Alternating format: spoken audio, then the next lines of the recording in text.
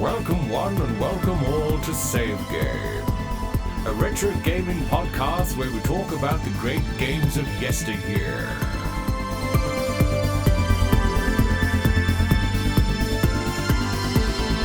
Save Game. Hello guys and girls, and welcome to this episode of Sega Game Podcast. Today I'm being joined by my very new but very good friend from Ohio, Anthony. How are you today, Anthony? Good, how are you, Darryl? Yes, I'm fine, thank you very much. It's a bit of a time difference over here. It's sunny at the moment. Is it sunny where you are? Yeah, I'm looking through my window there, glass block, and yep, sunny. Is it always sunny in Ohio? Pretty much. Yeah, it's not How always about sunny there? over here. No, it's today's a rare occasion that the sun's actually out, but it's still cold though. It's only about 10 degrees Celsius. We're dealing with that here right now, too. It was hot a week ago, and I was wearing shorts, turning on the house air conditioning, and today it's like I'm freezing. So you and I sort of first connected through Facebook, through the Sega Facebook pages that we're both on, and then more recently, more so through the Facebook page Vintage Basement. And obviously you've been putting a lot of videos out at the moment. It's quite heavily Sega focused, your videos at the moment, aren't they? Yeah, I've been getting into Sega CD. They're pretty good.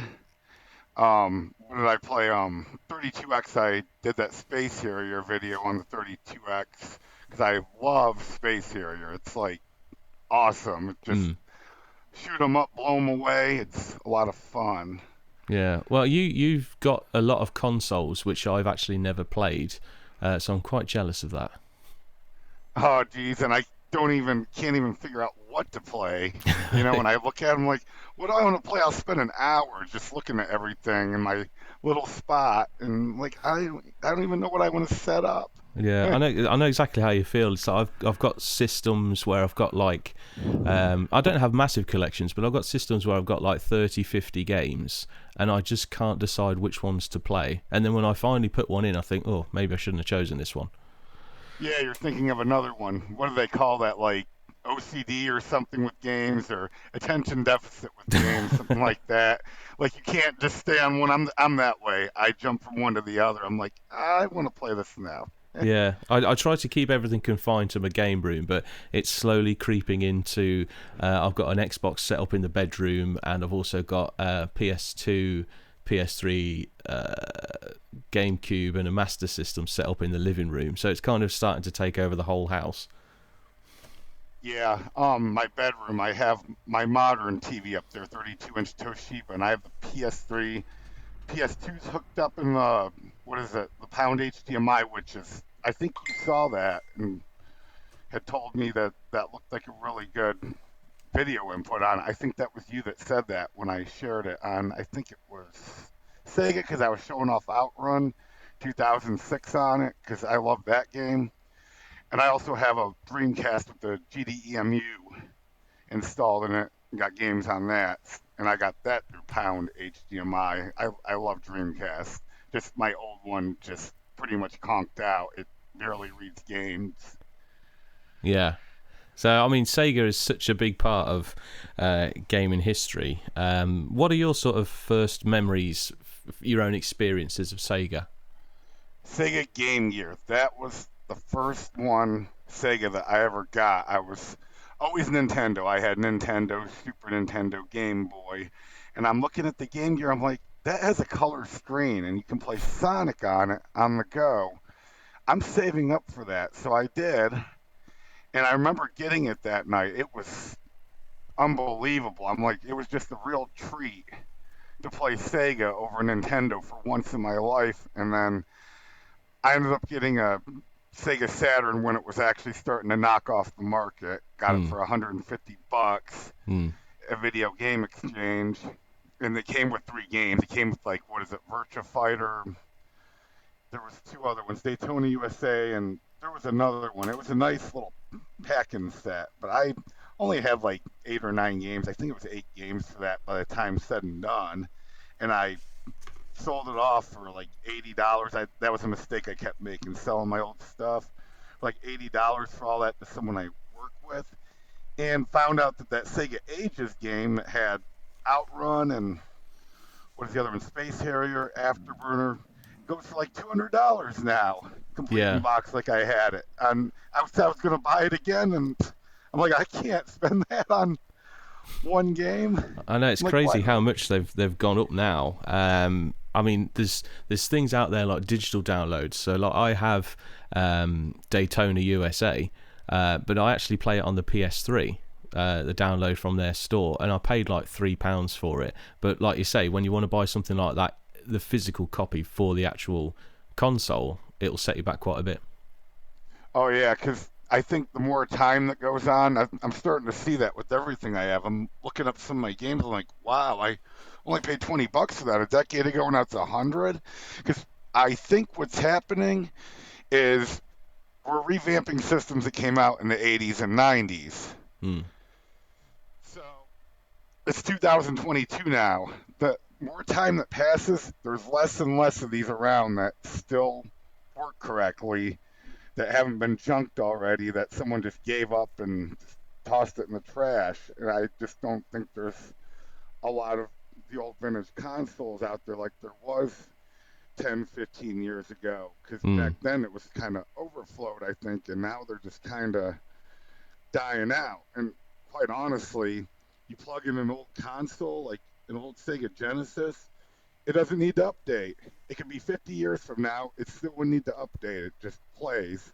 Yeah, and they're great as well because you just switch them on. I mean, I've got a Mega Drive, as it's called over here, and it's great. You put the cartridge in, you switch it on, bang, the game is there. There's no start up, there's no messing around. 9 times out of 10, it will just come straight on. Now, you said that your first memory was Game Gear. Over here, we had the Game Gear as well, and I had a mate of mine that had it, and it had a TV attachment, like a TV aerial attachment, so you could watch a TV on it. Did you have that? No, I never did buy that. That always looked cool though, but that was, yeah, it made a little handheld TV there. And I saw those going for a lot of money too when I was looking it up. But the thing is, you can't do nothing with it anymore. It's just more of a novelty to sit on your shelf and say you have it. It caused complications over here in the UK because over here we have something called the license fee. So if you've got a television that can receive a signal, you have to pay, I think it's £12 a month. So of course this then causes complication because you've got this device that can also receive a TV signal, and the BBC were kicking off because no one was paying the license fee for it, which is just ridiculous. Now, you said you had Nintendo originally. Was it your experience that you and your friends had, like, some were Nintendo families, some were Sega families, or was it just a bit of a free-for-all? I was just a free for all. I mean, I technically didn't start out on the original 8-bit Nintendo. I started on the Atari 2600. So, and then I went to Nintendo when that came out. My brothers saved up for it, didn't tell me about it. I had $14 in rolled pennies, and I said I wanted to put that in on it. The day they were going to get it, I found out about it, and they said no. And my dad said, "You guys aren't getting this thing unless he goes in on it." Well, I put the $14 in, and boy, did I get a hard time the whole time we owned that system. Anytime they wanted to play it, they said I had to get off of it. It was all these little attached. Yeah. Over here, I felt that it was you were either a Nintendo household or a Sega household, and we were Sega. And the first console we had was the Master System, and my dad brought it home just out of the blue one day, and I still remember the box. It was like the white box, and it had the picture of the console with Sonic on it, and we were so like, oh my god, Sonic, we finally got Sonic in our house. And we plugged it in and switched it on. It had Alex Kidd built into the console instead of Sonic. That's cool. So, well, we were desperate for Sonic, so my dad had to take it back the same day, like rush back to the shop before it closed, get it changed. And yeah, we had so much fun just playing Sonic again and again and again. And I remember one day my brother was playing it, and he was on the final level, and he shouted me, "Quick, come in, I'm on the final level." And I come walking in the living room, not thinking, and I kicked the power cable out the back of the console as I walked by, and all his progress was just gone, wiped out in an instant. So yeah, I think I took a bit of a beating that day. So you were a Sega household. Yeah, it's kind of like us. It was free for all, like you said, but it was mostly Nintendo. But we started out in 2600, and we also had the TI-99, the Texas Instruments I showed, the silver computer. So that was another one we had before the Nintendo. So I was really set way back with that stuff. And honestly, go back and play Atari now, I do sometimes. I like to play some of the games, but they're just very, very simple games. And actually, the first game I ever bought is the one that gets dumped on a lot. Was E.T. for the Atari 2600. Yeah, I've never played it, but I've seen the videos and some of the reviews, and yeah, they got a hard time over that, didn't they?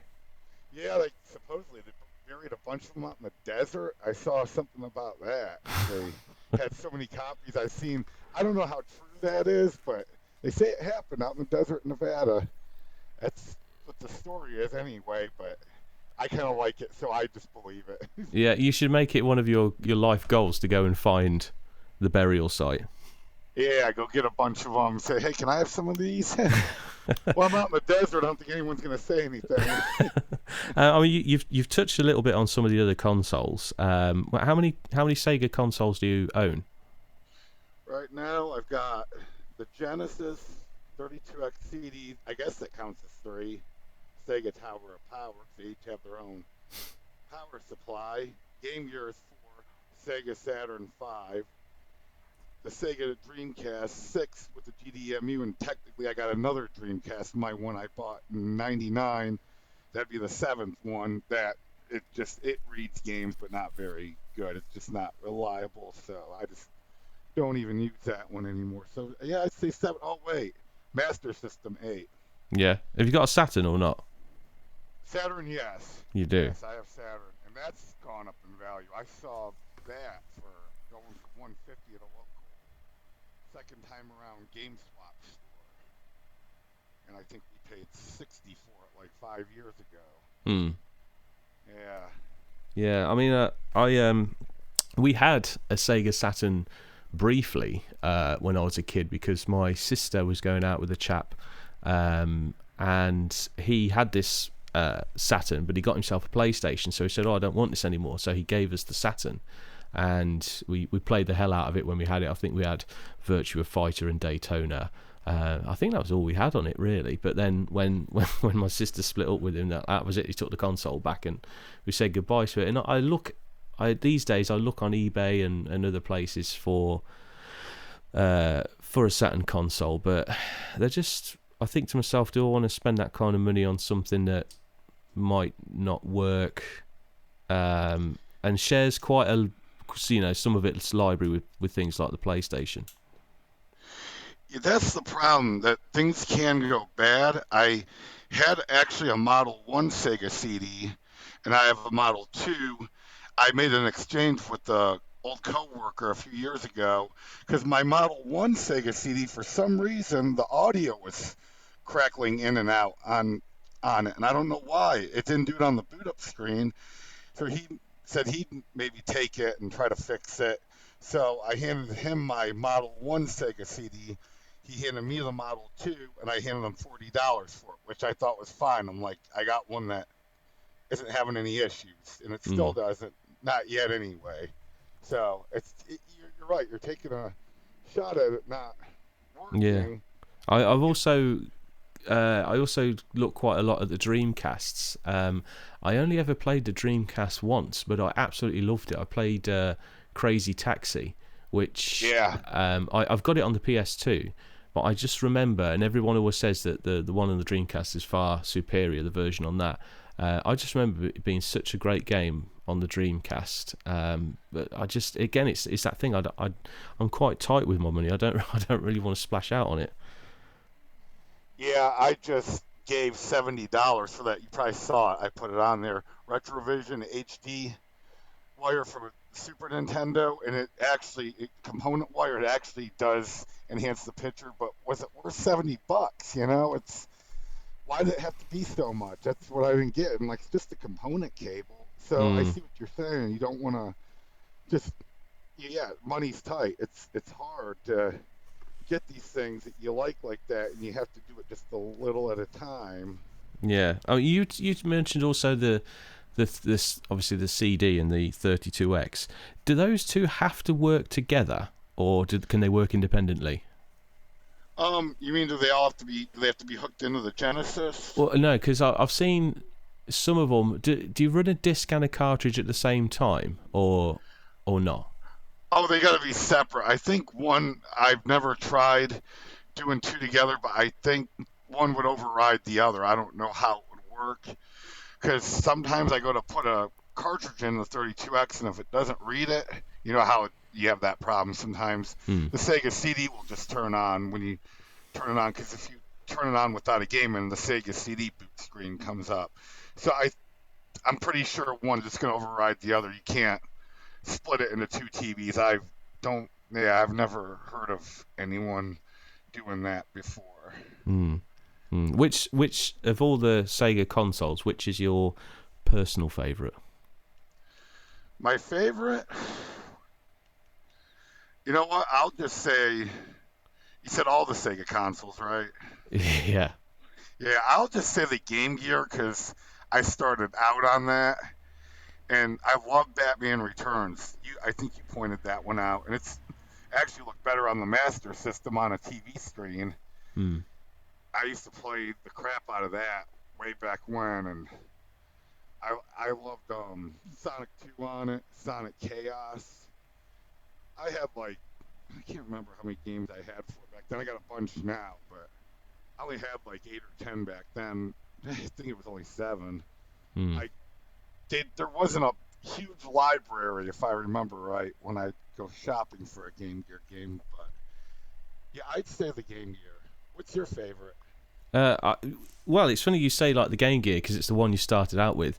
I'd have to say the Master System, because that's what I started out with. I mean, the Mega Drive is the superior machine, and it's got a fantastic library of games. But when you go back to the one that you started with, it just holds that sort of special place in your heart and your memories.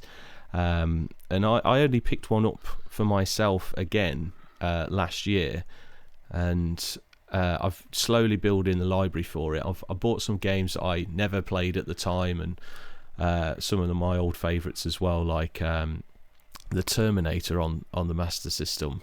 I really enjoy the game, but it is really hard on the Master System. It's harder than what it is on the Mega Drive. And although generally I don't collect consoles that are pre-16-bit, I just had to get the Master System because it's where I started. Oh yeah, it brings you back. And funny you said the Terminator. I've got my Game Gear games right here, and I see the Terminator right here for Game Gear. Really? Is it any good? I don't even know if I played it. Now you say it, I'm gonna have to try that out. I assume it's the same as the Master System, because from what my understanding is, the Game Gear was a mobile version of the Master System. The games were just ported over into handheld, and that's what did well in the U.S. The Master System itself didn't do good over here. I heard it's still alive in Brazil. That's my understanding. Is it's still I've heard that as well. Present. Yeah, it's just I don't think Sega makes games for it, but people homebrew and all that, and you got independents that make their own games, I'm sure. Yeah, because I remember my friend who had the Game Gear, we used to play Aladdin on the Game Gear, and I'm pretty sure that's the same as what it is on the Master System. Yeah, that's how I think the Sonic the Hedgehog games are. There's 1 and 2 on the Game Gear, and there's 1 and 2 on the Master System. And I've compared them, and I'm like, yeah, it's the same exact game. I think the Master System is supposed to be a little more powerful than the Game Gear. Still produces a little more color. I'm pretty sure I'm right on that. I could be wrong, but that's just what my understanding is on it. And some of the games on it look great. Terminator looks great on it. I've just recently got that game that we were chatting about the other day, Global Gladiators, which is a bizarre game because it kicks off. It's got Ronald McDonald at the start talking to Mick and Mac, sending them on this quest to collect these tokens. But the colours on it are really rich. They're really defined, and it actually looks really good. It kind of, you know how today you get these modern consoles, they make games with that retro look about them. I think they look as rich now as they did back then. Yeah, you've got me interested in that Global Gladiators now. It kind of looks like McKids for the NES, and it's similar to that from what I was seeing in some of the videos I pulled up. I'm like, yeah, that's similar to McKids, and they have for the Genesis, which it looked really colorful on that and cartoonish looking, and so I'm kind of interested in maybe playing either the Master System or Genesis version of it. Either one I can get. It's hard. I actually had to use cheats just to see what the rest of the game was like. But the first couple of levels, and like I'm talking about that rich colour. The enemies on the first level are like these little green things, but because the rest of the level is green, you can't really see them. So I just keep running into them all the time. I believe, like, watching McKids, I haven't played the game, but I've watched some videos. That looks more like of a Mario type platformer, whereas I get more of a Sonic vibe. Although you're using like this gun on Global Gladiators, there's more of a Sonic vibe, as though it's not just that linear left to right. There's a lot of sloping platforms up and down, and you do this thing where when you move forward and you keep going forward, the character starts to run, and it's almost like Sonic. You know how he gets faster as he the more he goes, but there's just so many obstacles and enemies in the way. You can't really build up any speed to run anywhere because you just end up crashing into something. Yeah, I mean, back then they did what I guess they could, and they always have testers that check the games, but sometimes it's just not even worth going back in probably to the program and trying to change something in particular. Like, nah, they're just gonna have to deal with this. He'll give them a good challenge. Yeah, and it does. It's it just makes me so angry that I can play a modern game and not find them particularly challenging, but then when you go back to these 8-bit games, they really test your skills as a gamer. Oh yeah, I mean, you set up Super Mario Brothers for a 15-year-old kid now, they can't even play it. And I'm thinking, how can't you not play that? It's B and A and a D-pad, and that's it. And here you are playing Call of Duty that has about 17 buttons on the controller, and you're playing it like you're playing an accordion. This is nothing here. Super Mario Brothers is absolutely nothing. I don't get, but they're not used to it. They're not used to only having a couple buttons and a D-pad and running left and right like that. They're like, what do I do here? I'm like, just stomp on everything and keep going, hit them blocks there, and clear the level. It's all you got to do. Very simple.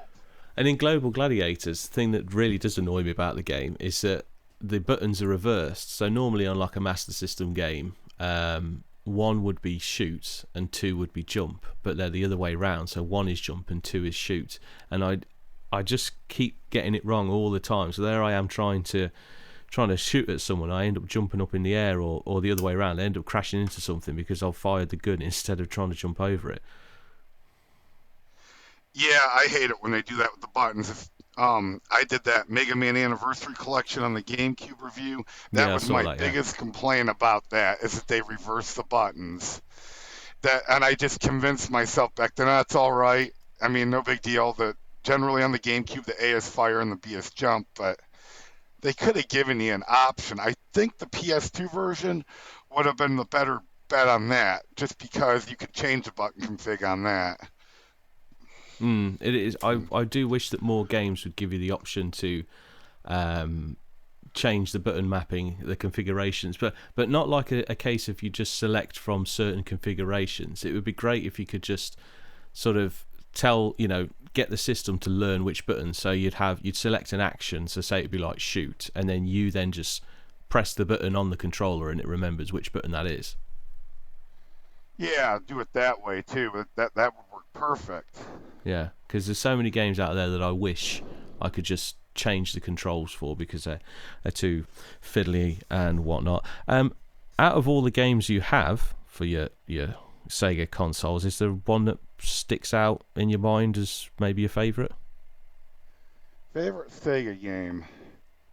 Geez, it's Space Harrier, I think, because I'm always trying to buy different versions of that game. I have it on the Game Gear, which is like the Master System version, and I found the 32X version, and then I got the Sega Classics for the PS2, which has the it's kind of a lousy update on those games, but I still like to play it on that with those the graphics kind of look painted on, like kind of sloppily updated on that, but I still like to play it. Hmm. What else? I never got it on the Master System. I'm thinking that might be it as far as all the versions of Space Harrier I have, but I'm always looking at a different version. I'm like, well, I don't need that. I already have Space Harrier, but I don't have it for this Sega. Hmm. So yeah, I'm kind of big into that, and a lot of people watch me play that. That there's people that are bound and determined to the more technology, the better. They don't want to look back at any of this. And they're like, why do you play games like that? I'm like, because it's fun. And the games were games. They're not anymore. Newer games, the way kids play them and all that, it just looks like a big chat room to me when I see them playing it. And I'm like, I don't want to talk much while I'm playing it. I just want to, play the objective of the game and go on. Yeah. But yes, Space Harrier, I'd say is, and that's, even overruling Sonic a little bit, just something about Space Harrier. I love the feel of playing it, and I hate it when I keep dying in it. I'll get into a pattern where I just keep dying. I'm like, oh, come on. Yeah, it's a game I've never played. It looks quite intense, though. I recommend it highly. Yeah, I'm just, I'm looking at the prices for Space Harrier. I don't know what the prices are like over there for the Master System. Just looking at that version, but it's not mega expensive. It's into double figures, and I think to myself, I'm not sure if I want to. Again, it's back to that whole thing of, do I want to invest the money in something that I might not end up investing the time in? Yeah, that's the thing too. You got so much of the stuff. It's like me. I'm like, I buy it and then it sits there and it just gets dusty. And I'm like, I need to go play this. I spent this money on it and I need to get down there and play it. And then you got a family and all that as well, and you have to make them first ahead of that. Yeah. It just I try to slip it in at the wrong time. I want to play video games. We got other things to do. I'm one of those guys. I'm like, no, I want to just play video games. I don't want to mess around with dinner and all that. I just want to play games. Oh yeah. Oh, it's so, because like you say, you got a family and stuff, and we're all together in the living room, and then when my son finally goes off to bed, I think, oh, I'll stick a game in and play something. But by then it's like 9 o'clock in the evening, and I've got to be up for work in the morning, so I don't have a lot of time to progress on anything, particularly if you're playing something like a Master System game, because there's no save or save states or anything like that. Your progress is based on how much time you invest in it. The other day I was playing Michael Jackson's Moonwalker for the Master System. Oh yeah. I tell you what, it's a great game. I really enjoy it. It's quite a novelty. I've got it on the Mega Drive as well, but I've never really played the Master System version, so I thought I'm going to give it a good play, and my wife went out to the shops, and she was gone for a good hour, probably an hour and a half, and by the time she come back I was still playing it, and I was because I kept dying, but there's like unlimited continues, and she hit the roof that she'd been out shopping and had to put all the shopping away, and I was still sitting there playing this little 8-bit game. But it's so difficult to find the time. Yeah, I've gotten it before. I'm like, so you just came home and played video games? That's what you've been doing? Yup, that's what I've been doing. Playing video games. I know I shouldn't have been. I'm sorry. I just wanted to try this game I just got, and it's like you said, it's harder when you got a family and you're thinking about that. You're like, man, I want to try that again. I want to play that. Oh, wait, I want to try doing this. There's a code I can put in it and all that. I want to see what it does. Yeah. I think one of my favourite games from Sega, I made a video on it recently, is the Terminator on the Mega Drive. It's such a simple game, but I like everything about it. I love the way it looks, the way it plays, and the way the music on it I think is great as well. I think a lot of those movie games have gotten dumped on so much because they either make it bad or it's good, you know. Have you got like a fond memory of Sega? Because mine has to be like when we were kids, you know, those long weekend afternoons and summers of just going around each other's houses and playing things like Road Rash. We just played the hell out of Road Rash when we were kids, and Golden Axe as well. Golden Axe is fun. Yeah, both on the Mega Drive. I always used to like to play as either the woman. I don't remember the names of them. I'm not even sure if they had names. We just called them Blue Pants, Bra, and the little Munchkin guy. Yeah, the dwarf. That's the one I like to play as. Yeah, he's the strongest, isn't he?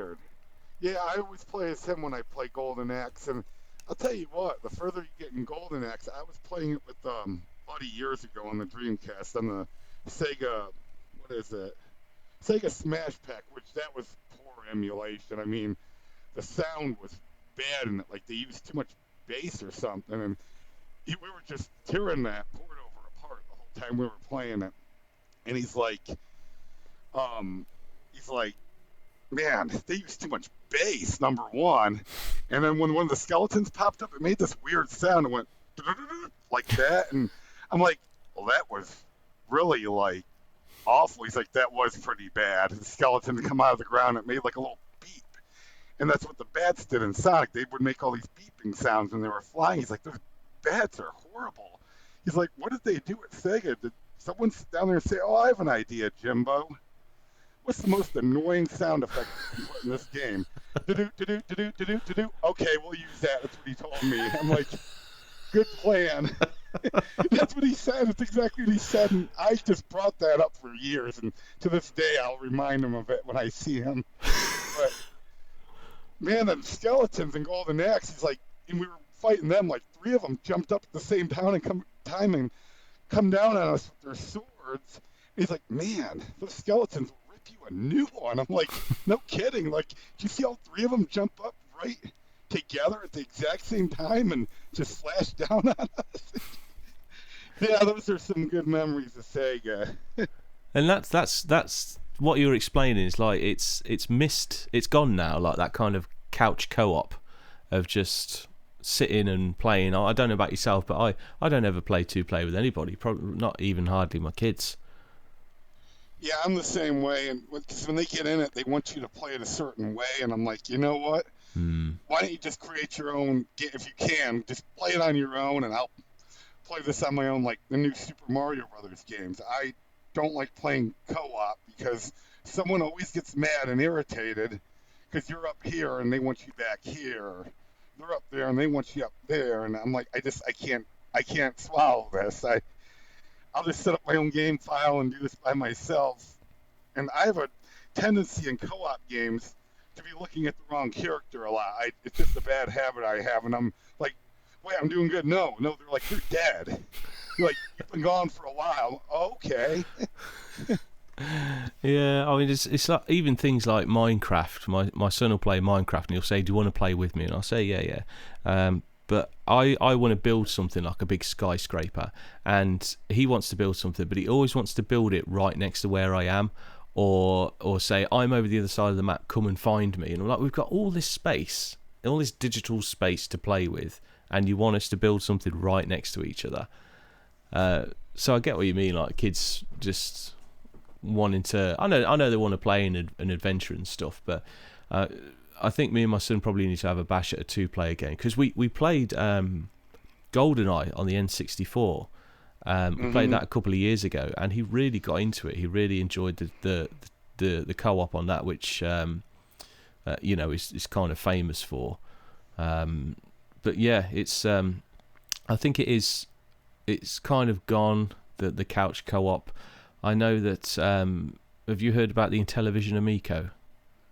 The Television Amico, the Intellivision system, yeah. Yeah, they're trying to bring a new one out called the Amico, which I have a pre-order. Okay. Yeah, I have a pre-order for it, but this has been in the pipeline for like 3 years, and there's been setback after setback after setback, and now the company's looking for investors and all this lot. So it only cost me something like £100 or $100, whatever it is, to buy into the pre-order. But so many people are cancelling.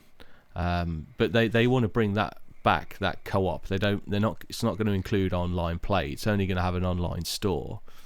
So it'd be good if it ever gets released.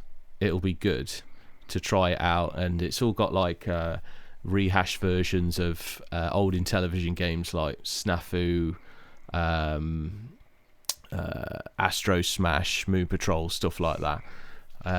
But then looking at the game development, some of it just looks like a port of like mobile games.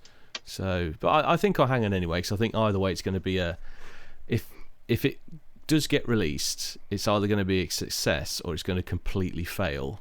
But either way, I want to be a part of that.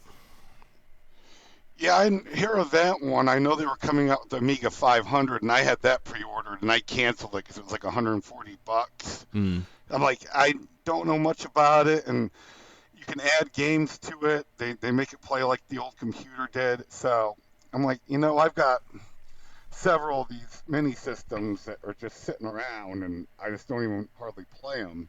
So why would I get another one, spend that kind of money just to have it sit and dust collect with the other ones? But yeah, that Intellivision one I haven't heard of until you just mentioned that. Yeah, see, I'm surprised because it's obviously it's an American company. It's owned by a chap called Tommy Tallarico, who is big in the music, video game music world.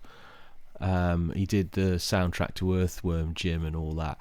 I think he did the soundtrack to the Terminator on the Sega CD as well, which is quite an epic soundtrack.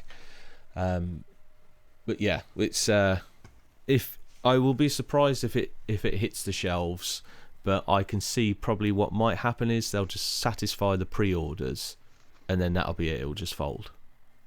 Yeah, I would if you got a pre-order, I would hang on to that, because if it does fold after that, and there's only like say 1,000 of those things, you're probably sitting on a little bit of a gold mine having that.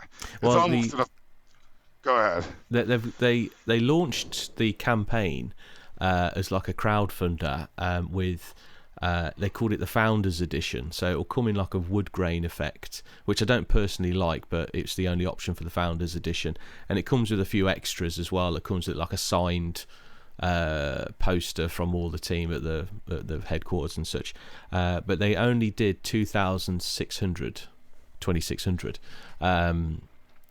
pre-orders, but a lot of those have been cancelled, so I just don't see if I don't know if it's going to come. But like, look, I had the same thought process. If it does come out and it does fail, then it might be in the future worth a few quid. Yeah, you didn't like the wooden age on the games? No, I own an original Intellivision, which I've only hooked it up once, and I couldn't really get a very good picture out of it. I need to spend some more time with it, but that's got that sort of stuck on wood grain effect, and I'm not a fan of it. See, I'm a complete opposite. Like, I look at those arcade 1-up machines all the time. I've never bought one. I always wanted to get something. I might get a pinball machine.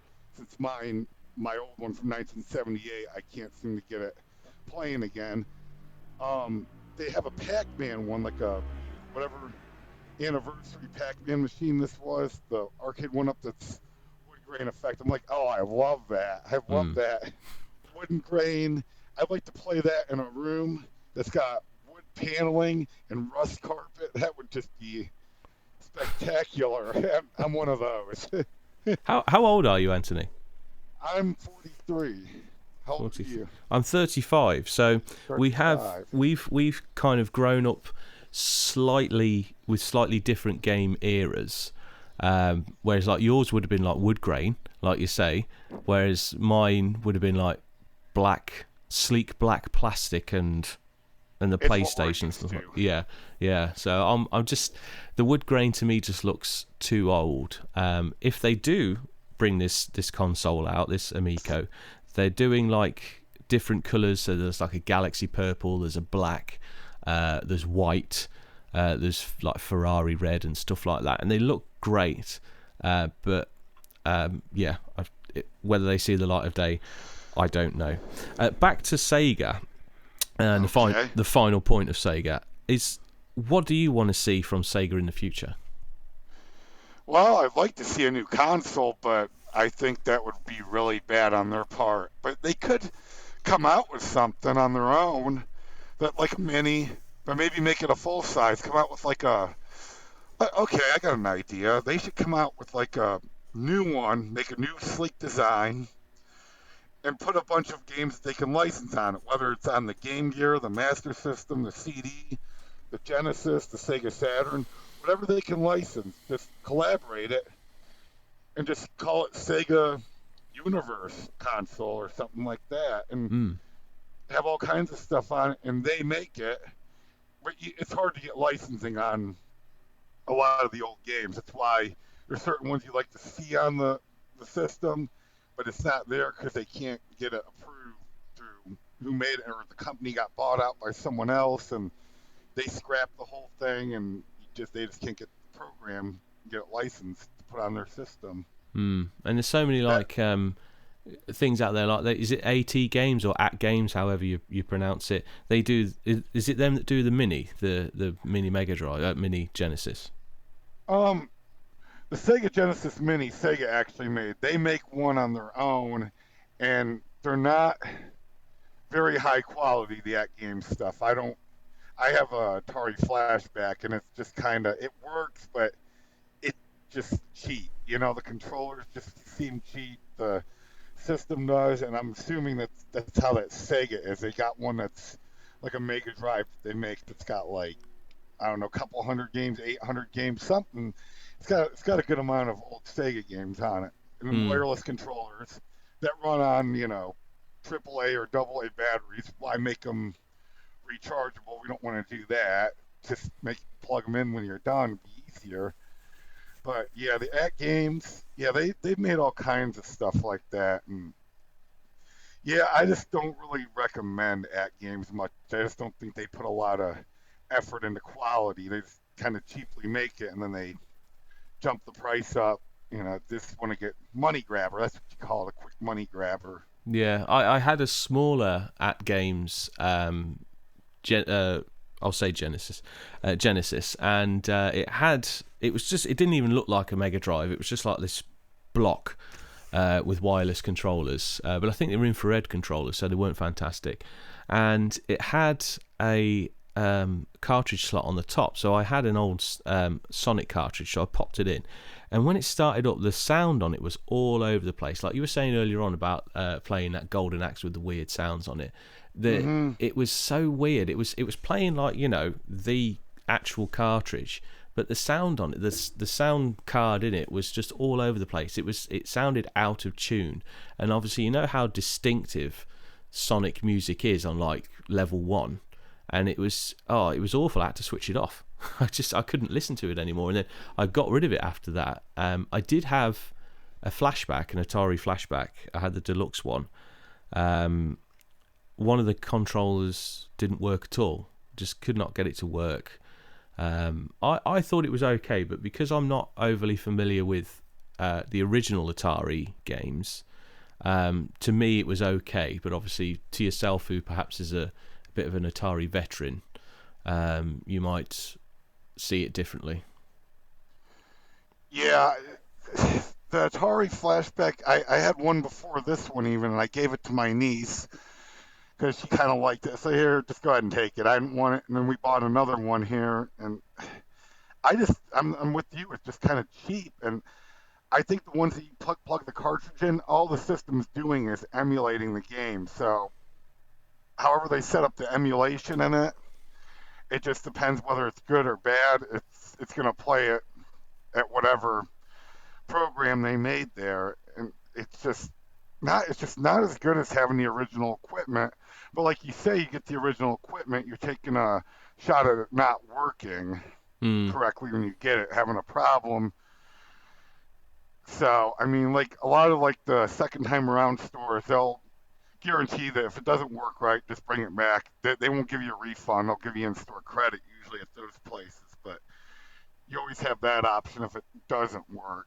So I Mm. don't really worry too much about it. But And both my At Games consoles, they both had the ports on the front for like a Mega Drive controller, and I plugged mine in and it didn't work. And having done some research, you have to use At Games controllers, so you can't use the original hardware on it at all they from a got like a controller point of view. lockout. Yeah, which to me I just thought was stupid, but oh well. Um, yeah, I mean, yeah, I think the future for Sega, like you say, it would be great for them to release a console, but I don't think it's ever going to happen. I know they've had some trouble in recent years with some of their games that they've put out. One of them in particular being Alien Colonial Marines, which caused quite a lot of controversy at the time and controversy because I think their promotional videos had, like their trailers, had certain aspects that they said were gameplay, but then when the game come out, it was totally different. So it's a shame, really, because Sega was such a big part of the gaming world and our childhoods, and it's just kind of, it hasn't passed away, but it's very sick in intensive care. Yeah, they make games, but you see a lot. Did you ever play Sonic the Hedgehog on the PS3? That is awful. I have that game. That's horrible. You fall through things, and there's just people standing around that talk to you, and I'm like, this isn't Sonic. This is something else. It's just not. Hmm. When it comes to Sonic, I just say don't even put it in a 3D world. Just make it two-dimensional side scroller, platform based, just level after level. That's how the game was meant to be. They tried other stuff like Sonic Adventure on the Dreamcast. That was a breakthrough in technology when that came out. And then after that, it was just kind of like, this isn't working out too well anymore. Sonic in a 3D environment like that. He's just all over the place. Even in Adventure, he was just all over the place, like getting flung all around. Just too easy to die when you're going that speed Hmm. in the game. That's because I've heard complaints about the original Sonic the Hedgehog games. He goes too fast. He gets shot way up there, and the screen can't catch up. But I always thought that felt pretty good when he did that. Yeah, it was Yeah. expressing that he was going so fast, even the hardware couldn't keep up with him. Whereas it was a case like now, it's just like it's not the hardware, it's the game just isn't good enough.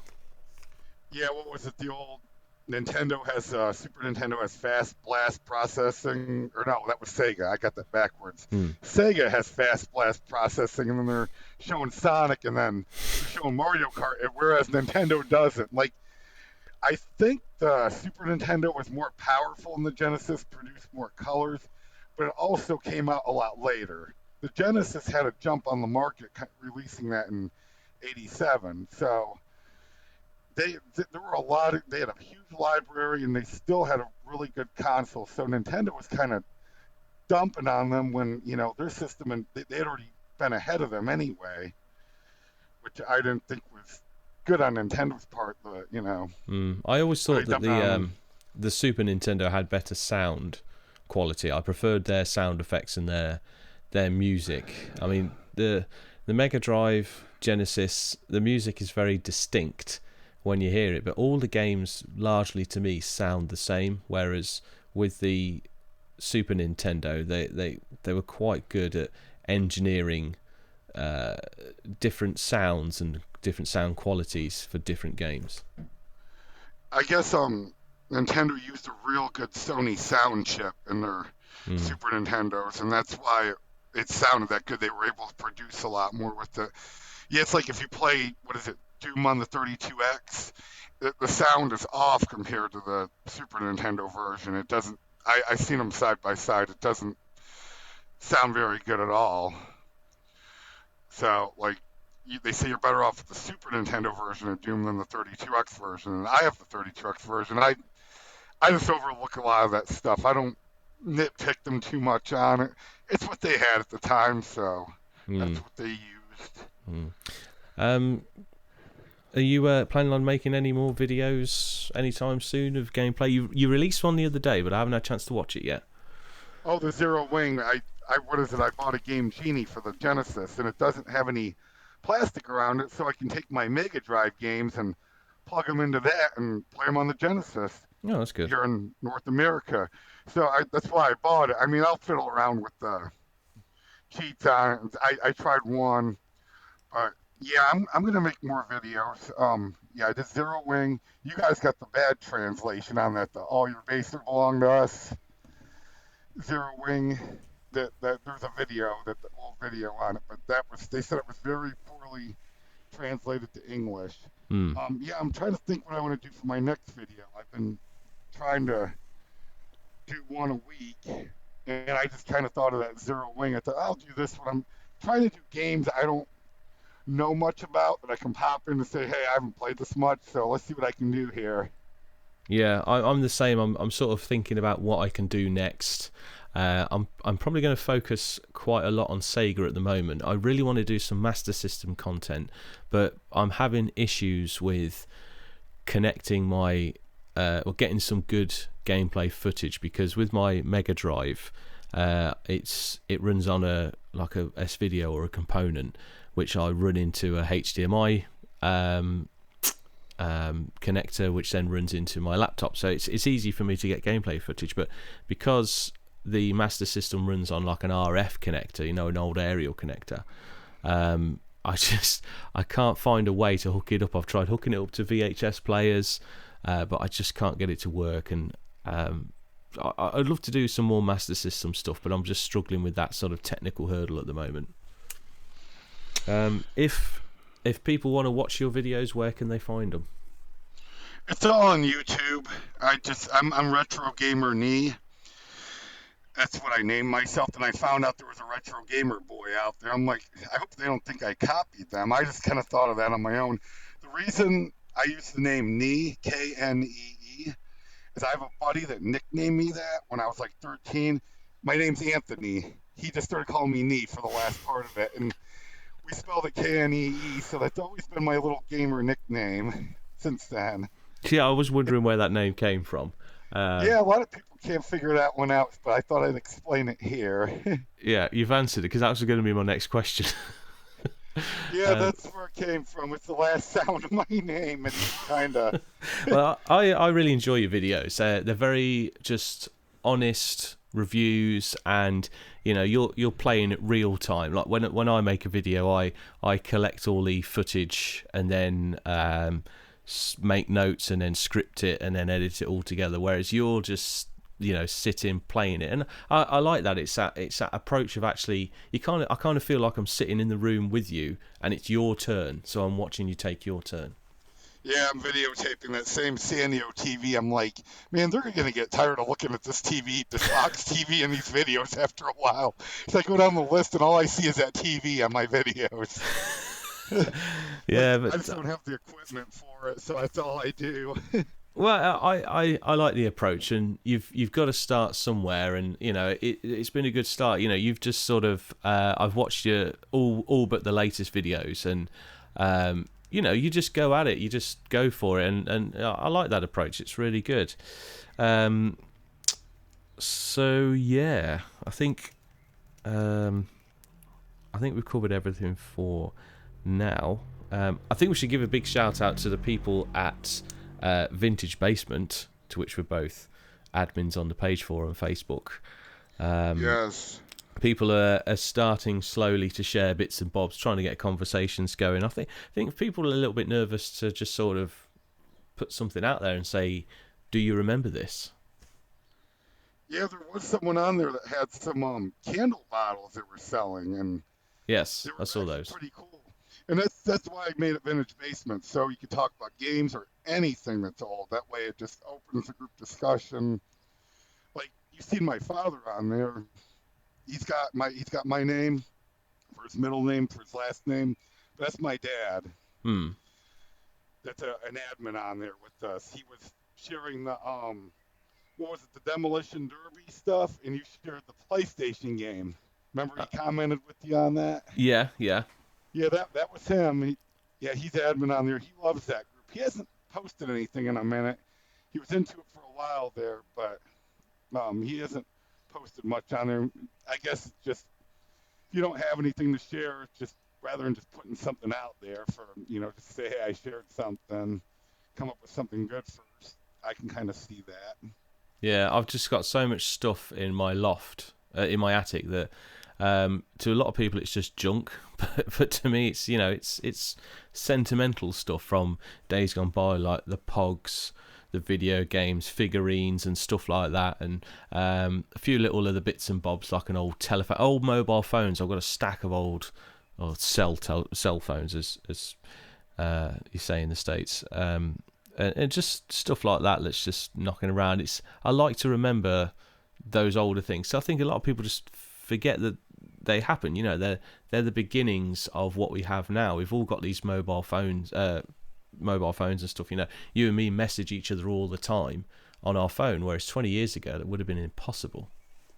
Yeah, you couldn't meet anyone just from around the world like that. You'd have to travel around and actually go to everyone to make friends that way. And I love having, all that Facebook friends and all that. And I know Facebook can get kind of fidgety sometimes. You got to kind of be careful. There's some trolls on there that like to down on people, and that's all they get on there for. It's, it is. You just got to try to stay out of all that and social media. Just if you see someone doing it, it's just like, just move on from them, and that's it. Yeah, just sort of let them get on with their own thing. Just ignore them.